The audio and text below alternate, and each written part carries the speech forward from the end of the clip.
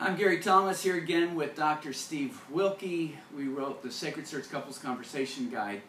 Steve, the first chapter we have in there, I know you really wanted this, is called the pre-engagement punch list. Some things you want to get to right at the start. But what should a man or woman do if the person they're interested in marrying doesn't like the idea of going through premarital or pre-engagement counseling? Well, the whole point of the book, and the whole point to pre-engagement counseling, and the whole point to when our co-author, Dr. Wilke, came up with that punch list and recommended it for us to start the book, was that if we're not ready to have those conversations regarding the most important interpersonal decision we're going to make on this planet, then that probably is a sign of things to come, which would give you pause or me pause in terms of marital satisfaction, longevity, and the things that are important to us as couples. So we started with that and think it's a pretty important contention that all couples go through that process.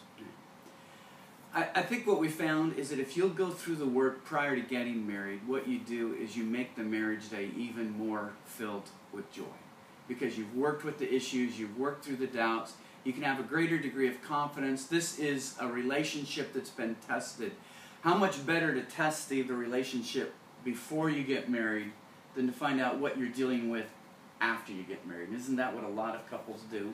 We do. We're at spring training time for baseball fans out there.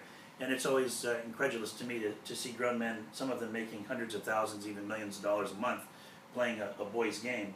But they're taking ground balls, they're hitting the cutoff man, they're moving the runner, hitting the opposite field. And why do 32-year-old men who have done this since they were 5 or 6? And the purpose is because that 6 or 8 weeks give them an opportunity to prepare for 162 games, which I think is a great analogy for what we need to be doing. Pro athletes are doing that, certainly. In our marriages, preparing for them, we can do that.